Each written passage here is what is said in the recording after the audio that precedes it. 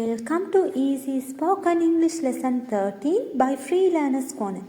வழமை போல நாங்கள் இன்று பார்க்க போவது, நீங்கள் நேரத்துக்கு வர இருந்துச்சு தானே, நீங்கள் ஹோம்ஒர்க் முடிக்க இருந்துச்சு தானே, நீங்கள் மருந்து எடுத்து வர இருந்துச்சு, அவர்கள் கிளாஸுக்கு வர இருந்துச்சு, நாங்கள் ஷாப்பிங் போக இருந்துச்சு.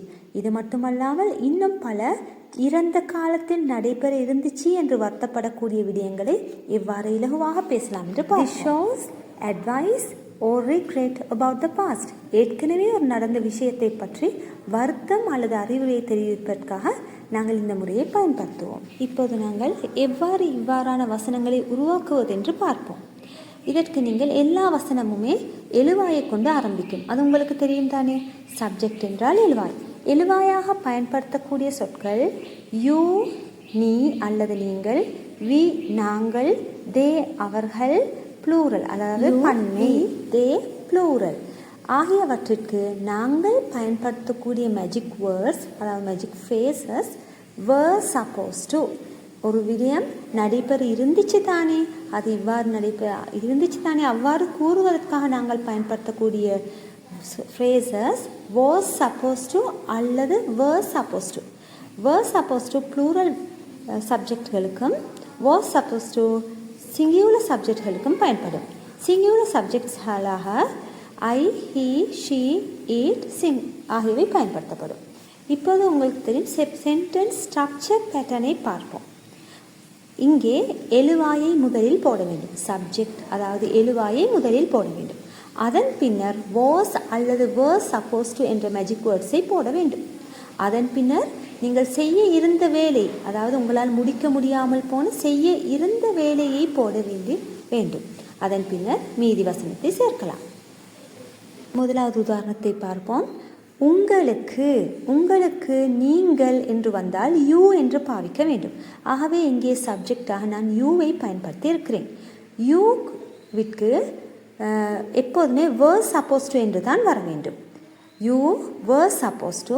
அதன் பின்னர் உங்களுக்கு மருந்து எடுக்க, இங்கே நாங்கள் செய்யக்கூடிய வேலை எடுத்தல், மருந்து எடுத்தல் என்றால் take. You were supposed to take. Subject அதன் பின்னர் were supposed to, அதன் பின்னர் verb அதாவது எடுத்தல் டேக் என்ற verb-ஐ போட்டிருக்கிறேன். என்னது எடுக்க இருந்துச்சு? மெடிசின் மருந்து. You were supposed to take medicine. உங்களுக்கு மருந்து எடுக்க இருந்துச்சு தானே. அடுத்த உதாரணம், நீங்கள் அதுவும் யூ என்றால் எப்போதும் were supposed to என்று வர வேண்டும். You were supposed to. நீங்கள் நேரத்திற்கு வர இருந்துச்சு. வருதல் என்றால் come. You were supposed to come. நேரத்திற்கு என்றால் குறிப்பிட்ட சரியான நேரம் அதாவது on time. நீங்கள் நேரத்திற்கு வர இருந்துச்சு தானே. You were supposed to come on time என்றால் குறிப்பிட்ட சரியான நேரத்திற்கு வருதல். ஆகவே நீங்கள் நேரத்திற்கு வர இருந்துச்சு தானே என்றால் you were supposed to come on time. அடுத்த உதாரணத்தை பார்ப்போம். நீங்கள் யூ என்றால் உங்களுக்கு நன்றாக இப்போ நினைவில் இருக்கும். யூ என்றால் were supposed to. You were supposed to. நீங்கள் ஹோம்ஒர்க் முடித்தல் என்றால் finish. ஒரு வேலையை முடித்தல் என்றால் finish. ஆகவே you were supposed to finish. உங்களுக்கு முடிக்க இருந்துச்சு தானே. எதை முடிக்க இருந்துச்சு? homework. the homework. you were supposed to finish the homework. நீங்கள் ஹோம்ஒர்க்கை முடிக்க இருந்துச்சு தானே. இப்பொழுது உங்களுக்கு நன்றாக புரிந்திருக்கும். முதலாவது எழுவாய், அதன் பின்னர் was அல்லது were supposed to, அதன் பின்னர் நாங்கள் செய்த வேலை அதாவது verb வினைச்சொல், அதன் பின்னர் மிகுதி வசனம். இலகுவாக எங்களுக்கு இவ்வாறு பேச முடியும். அவங்க கூட்டத்துக்கு வர இருந்துச்சு தானே. அவர்கள் என்றால் தே என்றால் பன்மை, அதனால் நான் were supposed to யூஸ் பண்ணியிருக்கிறேன். they were supposed to. அவர்கள் இருந்துச்சு தானே. ஆகவே இங்கே were supposed to was supposed to என்றால் இருந்துச்சு தானே. they were supposed to. அவர்கள் இருந்துச்சு தானே. என்ன இருந்துச்சு? கூட்டத்திற்கு வருதல் அதாவது வருதல் என்றால் attend. சமூகம் அளித்தல் என்றால் attend. they were supposed to attend. எதுக்கு? the meeting. கூட்டத்திற்கு. அவங்க கூட்டத்துக்கு வர இருந்துச்சு தானே. they were supposed to attend the meeting. இங்கே உங்களுக்கு நன்றாக புலந்திருக்க விளங்கி இருக்க தே என்றால் அவர்கள், அதனால் were supposed யூஸ் பண்ணியிருக்கிறோம். இப்போது பாருங்கள் ஐ நான். நான் என்றால் எப்போதும் was supposed என்று யூஸ் பண்ண வேண்டும். ஐ was supposed to, நான் இருந்துச்சு தானே, நான் இருந்துச்சு, என்ன இருந்துச்சு, ஸ்டடி படிக்க இருந்துச்சு.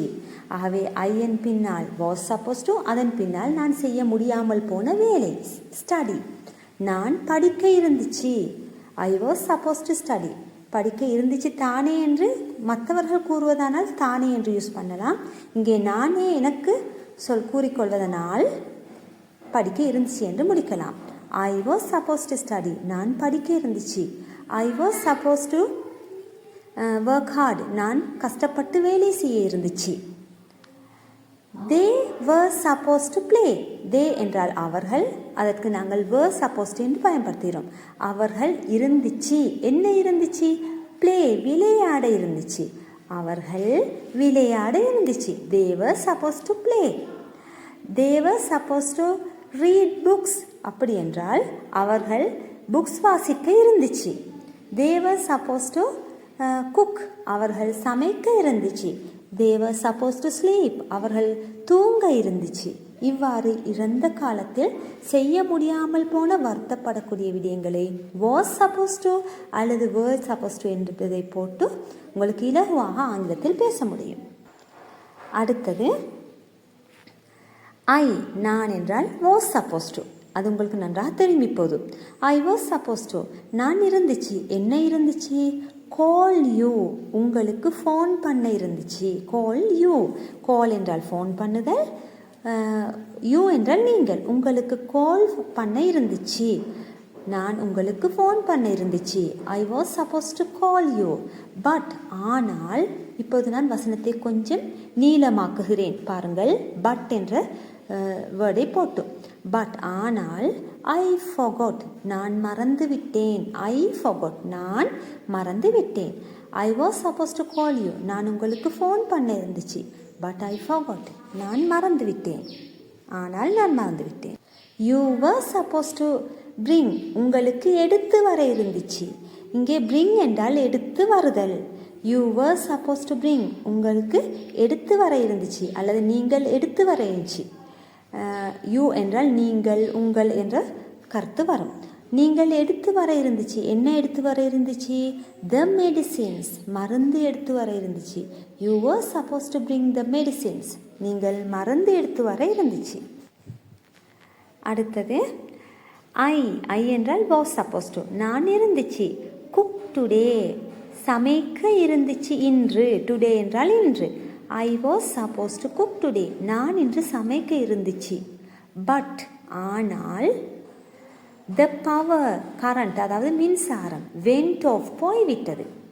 இப்போது உங்களுக்கு விளங்கியிருக்கும், நாங்கள் முதலில் சிறிய வசனம் ஒன்றை உருவாக்கினோம். இப்பொழுது பட் அண்ட் ஆகியவற்றை போட்டு இன்னும் பெரிய வசனம் ஒன்றை உருவாக்குகிறோம், வசனத்தை நீளச் செய்கிறோம். ஆகவே ஆங்கிலம் பேசுவது என்பது கஷ்டம் இல்லை. ஐ was supposed to cook today, நான் இன்று சமைக்க இருந்துச்சு. But the power went off, ஆனால் மின்சாரம் போய்விட்டது. அடுத்தது ஐ was supposed to catch, நான் பிடிக்க இருந்துச்சு. பிடிக்க, catch என்றால் பிடித்தல். நான் எதை பிடிக்க இருந்துச்சு, the 7 o'clock bus, 7 மணி பஸ்ஸை எனக்கு பிடிக்க இருந்துச்சு. அநியாயம், நான் தவற விட்டு விட்டேன் என்று கவலைப்படுவதற்காக இவ்வாறு கூற முடியும். நான் ஏதோ சில காரணங்களால், சம்டைம் நான் தூங்கி இருக்கலாம் அல்லது நான் லேட்டாக அவ்விடத்துக்கு சென்றிருக்கலாம். ஆகவே இவ்வாறு ஐ was supposed to catch the 7 o'clock bus, நான் 7 மணி பஸ்ஸுக்கு அல்லது 7 மணி பஸ்ஸை பிடிக்க இருந்துச்சு. அடுத்தது ஷீ, அவள். அவள் என்றாலும் ஒருமை, அதனால் நாங்கள் was supposed to என்று பயன்படுத்த வேண்டும். அவள் இருந்துச்சு, என்ன இருந்துச்சு, கிளீன், சுத்தம் செய்ய இருந்துச்சு. She was supposed to clean, அவள் சுத்தம் செய்ய இருந்துச்சு. எதை, the room, அறையை, அவள் அறையை சுத்தம் செய்ய இருந்துச்சு. எழுவாய், அதன் பின்னர் was supposed to, அதன் பின்னர் verb, அதன் பின்னர் rest of sentences. She was supposed to clean, அவள் சுத்தம் செய்ய இருந்துச்சு. the room அறையை, but ஆனால் she forgot ஆனால் அவள் மறந்து விட்டாள். She was supposed to clean the room but she forgot அவள் அறையை சுத்தம் செய்ய இருந்துச்சு ஆனால் மறந்துட்டாங்க. நான் நினைக்கிறேன் இன்றைய லெசன் உங்களுக்கு நன்றாக விளங்கியிருக்கும் என்று. ஆகவே உங்களுக்கு தெரியும் ஒருமை என்றால் was supposed to, பன்மை என்றால் was supposed to. இங்கே இந்த 2 கேள்விகளும் உங்களுக்காக குறிப்பிட்டிருக்கிறேன். இதற்கான விடையை கமெண்ட் செக்ஷனில் பதிவிடுவோம். என் அண்ணன் என்றால் மை பிரதர். கடையில் என்னை சந்தித்தல் என்றால் மீட், சந்திக்க இருந்துச்சு. நாங்கள் ஷாப்பிங் போக இருந்துச்சு. உங்களுக்கு அது நன்றாக தெரியும். ஆகவே இதற்கான விடையை கமெண்ட் செக்ஷனில் பதிவிடுவோம். அது சரியா தவறா என்று நான் உங்களுக்கான ரிப்ளையை பதிவிடுவேன். ஆகவே இது போன்ற மிகவும் யூஸ்ஃபுல்லான லெசன்களுக்கு for more useful lessons please subscribe our channel, like and share. Free learners corner. ஆகவே எங்கள் free learners corner YouTube channel மூலமாக ஆங்கில கிராமர், அதாவது இலக்கணம் மற்றும் ஸ்போக்கன் இங்கிலீஷை மிக இலகுவாக உங்களுக்கு கற்றுக்கொள்ள முடியும், இலவசமாகவும் கற்றுக்கொள்ள முடியும். இதற்காக நீங்கள் செய்ய வேண்டியது தயவுசெய்து சப்ஸ்கிரைப் செய்து, லைக் செய்து, ஷேர் செய்யவும். எமது அடுத்த வீடியோவில் how to use never ever என்பதை எவ்வாறு ஸ்போக்கன் இங்கிலீஷில் யூஸ் பண்ணுவது என்று பார்ப்போம். நெவர் எவர் என்பது எங்கள் அன்றாட வாழ்க்கையில் அடிக்கடி தேவைப்படும் ஒரு முக்கியமான ஆங்கில சொற்கள். அன்றாட வாழ்வில் நெவர் எவர் எங்கே எப்படி இலகுவாக ஆங்கிலம் பேசும்போது யூஸ் பண்ணுவதென்று பூரண தமிழ் விளக்கத்துடன் மிக இலகுவாக மேஜிக் வேர்ட்ஸை யூஸ் பண்ணி எவ்வாறு செய்யலாம் என்று அடுத்த வீடியோவில் நான் பதிவிட இருக்கிறேன். ஆகவே எமது அடுத்த வீடியோவை காண தவறாதீர்கள். தேங்க்யூ.